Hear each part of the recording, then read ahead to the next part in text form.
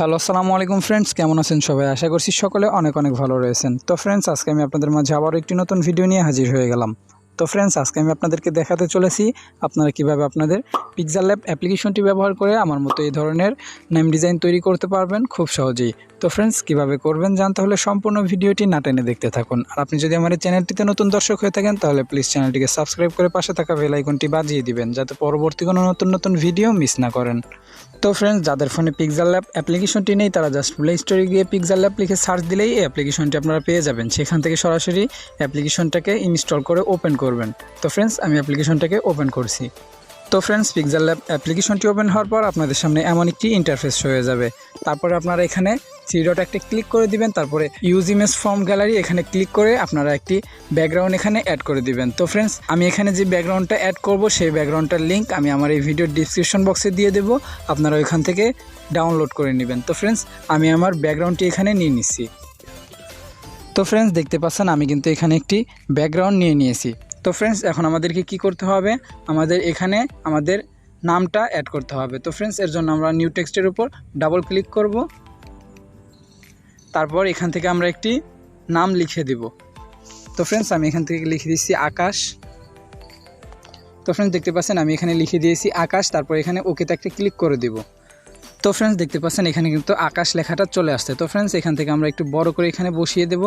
তো ফ্রেন্ডস, বসিয়ে দেওয়ার পর আমরা এখানে একটা ক্লিক করে দেব, তারপর এখান থেকে সাইডে আসব।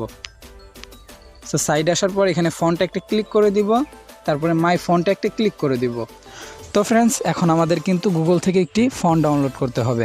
তো ফ্রেন্ডস, এই ফন্টটি ডাউনলোড করার জন্য আপনারা সরাসরি আপনাদের ক্রোম ব্রাউজারটিকে ওপেন করবেন। সো ওপেন করার পর সেখানে সার্চ বক্সে গিয়ে সার্চ করবেন FN সুবর্ণ জয়ন্তী লিখে সার্চ করে দিবেন। তারপর আপনাদের সামনে যে ফন্টটি চলে আসবে সেই ফন্টটি আপনারা ডাউনলোড করে নেবেন। তো ফ্রেন্ডস, ডাউনলোড করার পর আপনারা এখানে একটা ক্লিক করে দিবেন। এখানে ক্লিক করার পর আপনাদের ফাইল ম্যানেজারটা ওপেন হয়ে যাবে। তারপরে আপনি এই ফাইল ম্যানেজার থেকে আপনি যে ফন্টটি ডাউনলোড করেছেন সেই ফন্টটি পিক্সেলল্যাব অ্যাপ্লিকেশনে অ্যাড করে দিবেন। তো ফ্রেন্ডস, অ্যাড করার পর আপনার নিচে এখানে যে কোনো এক জায়গায় শো হবে। তো ফ্রেন্ডস, শো হওয়ার পর এখানে লেখা দেখতে পাবেন FN সুবর্ণ জয়ন্তী, এখানে লেখা দেখতে পাবেন। ওই লেখাটার উপর একটা ক্লিক করে দেবেন। ক্লিক করার সাথে সাথে দেখতে পাচ্ছেন আমাদের ফন্টটি কিন্তু চেঞ্জ হয়ে গেছে। সো ফ্রেন্ডস, চেঞ্জ হওয়ার পর আমরা এখানে ওকেতে একটা ক্লিক করে দেব। তো ফ্রেন্ডস, দেখতে পাচ্ছেন আমাদের ফন্টটি কিন্তু খুব সুন্দরভাবে এখানে চেঞ্জ হয়ে গেছে। তো ফ্রেন্ডস, এখন আমাদেরকে কি করতে হবে, এখন আমাদেরকে এই টেক্সটের মধ্যে টেক্সচার অ্যাড করতে হবে। তো ফ্রেন্ডস, এর জন্য আমরা এখানে সাইডে আসব। সাইডে আসার পর এখানে টেক্সচারে একটা ক্লিক করে দেব। তো ফ্রেন্ডস, আমাদের একটি টেক্সচার ফটো লাগবে। তো ফ্রেন্ডস, এই টেক্সচার ফটোটার লিঙ্কও আমি আমার এই ভিডিওর ডিসক্রিপশন বক্সে দিয়ে দেবো, আপনারা ওইখান থেকে এই ফটোটা ডাউনলোড করে নেবেন। তো ফ্রেন্ডস, আমি এর জন্য এখানে একটা ক্লিক করে দিব।